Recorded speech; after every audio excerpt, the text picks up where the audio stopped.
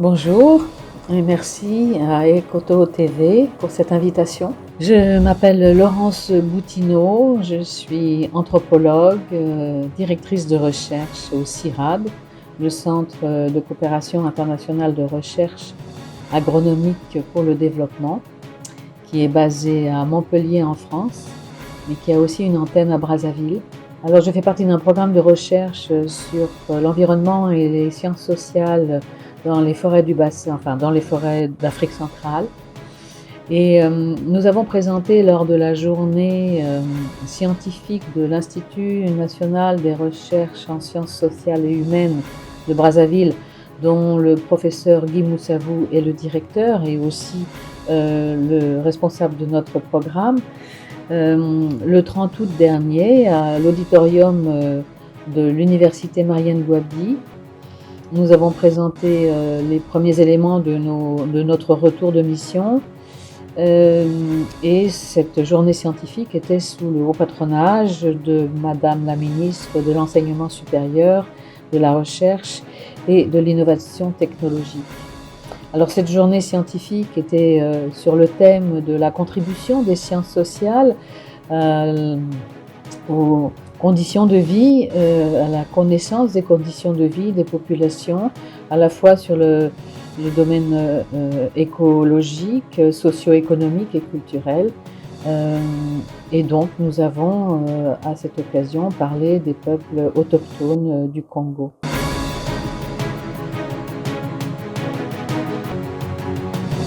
Alors pour nous, en tant qu'anthropologues, le terme peuple autochtone, il faut savoir que ce n'est pas un concept anthropologique, c'est un concept, c'est d'abord une notion juridique et politique et qui a quelques problèmes pour s'adapter au continent africain. Je m'explique. Le terme autochtone en grec ancien étymologiquement veut dire auto, le même, et tonos, la terre. C'est celui qui appartient à cette même terre, c'est-à-dire le premier habitant, c'est-à-dire la question de l'antériorité sur le territoire. Cette antériorité sur le territoire, c'est un critère qui a été retenu pour reconnaître les droits des peuples autochtones dans le monde entier et qui vient notamment des sociétés d'Amérique du Nord, d'Amérique du Sud et d'Australie et d'Océanie. On pense aux aborigènes d'Australie. Et donc ces situations historiques sont aussi des situations coloniales dans ces pays où les colonisateurs sont restés, ont fait souche et donc ont spolié de leurs terres les premiers habitants. Et cette antériorité, c'est ce que réclament les peuples autochtones et c'est ce qui a amené à la Déclaration des Nations Unies sur les droits des peuples autochtones en 2007. Pour l'Afrique, ça se pose autrement dans la mesure où la Commission africaine des droits de l'homme n'a pas retenu le critère d'antériorité sur le territoire pour définir les peuples autochtones. En revanche, elle a retenu des critères de marginalité, de précarité et de vulnérabilité. Alors, ces critères sont plus adaptés à la situation en Afrique.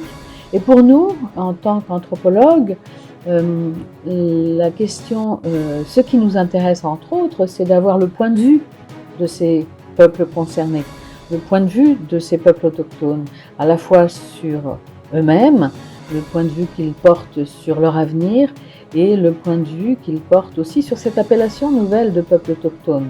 On a pu constater, pour ceux qu'on a interviewés, que c'est une appellation nouvelle qui leur convient bien dans la mesure où elle est valorisante un peu plus et elle est moins péjorative que le terme de pygmée qui était utilisé avant. Donc ils se sentent un peu plus valorisés et ils sentent aussi qu'il y a une volonté politique de les considérer mieux.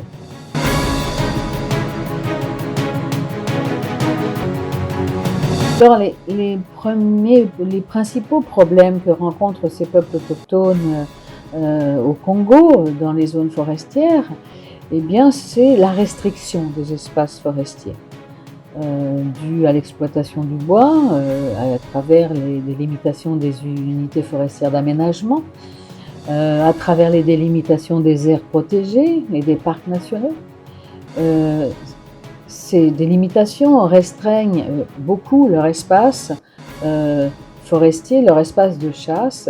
Et cette restriction des espaces de chasse, c'est aussi tout leur écoumène qui est menacé, c'est-à-dire leur habitat, leur lieu de vie de production et de reproduction sociale et culturelle, leur survie en fin de compte qui est menacée. À travers ces restrictions d'espace forestier, c'est aussi la restriction de la chasse. Et qui dit restriction de la chasse dit aussi restriction du gibier et des possibilités de se nourrir. Donc une perte aussi dans les capacités de se nourrir et donc ça engendre aussi des problèmes de santé.